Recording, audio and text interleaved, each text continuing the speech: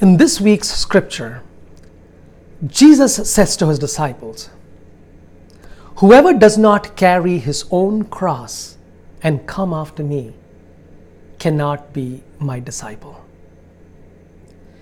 Now, we generally associate the cross with suffering, don't we? After all, the cross brought immense suffering to Jesus. It caused him unimaginable suffering. This week, I'm inviting you to look at the cross not merely as a symbol of suffering, but as a sign of goodness. The cross of Jesus brought immense goodness to the world. The cross of Jesus brought love to the world. The cross of Jesus brought salvation for the world. The cross of Jesus gives us hope.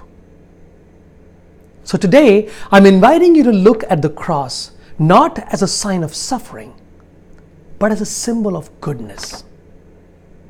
And what if Jesus this week was inviting you to carry your cross not from the perspective of suffering, but the perspective of goodness? Let me give you a few examples. Meet 3-year-old Brooklyn. Brooklyn's favorite person was the garbage man. She would wave at him every morning. One day, she decided to bake him cupcakes.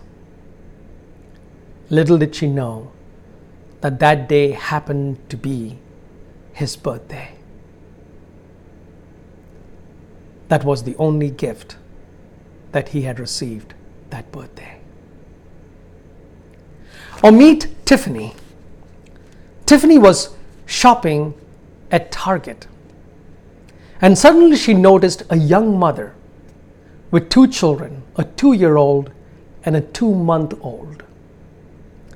This was the first time that this young mother had ventured out with both her children, and her worst fears began to come true. Both the children began to have meltdowns. Tiffany stepped in. She picked up the 2-year-old, held him gently, calmed him down, and helped this mother continue with her grocery shopping.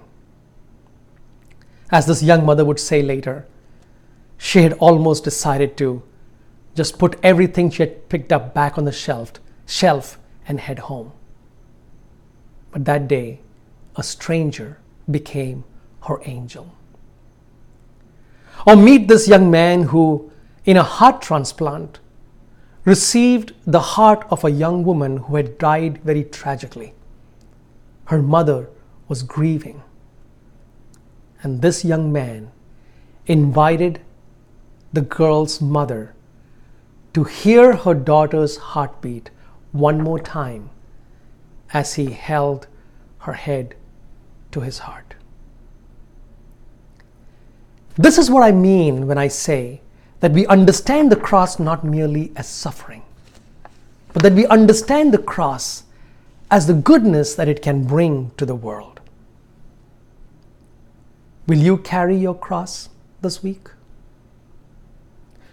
Will you carry your cross like Jesus did, the cross of making love triumph, the cross of making people loved, the cross of making someone else's burden light, the cross of being an angel, the cross of being Christ's presence to someone?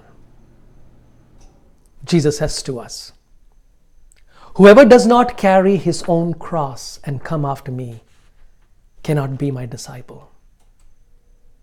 Let us carry the cross of goodness and follow after Jesus. And if suffering comes our way, I believe that the goodness we have done to the world will pay us back.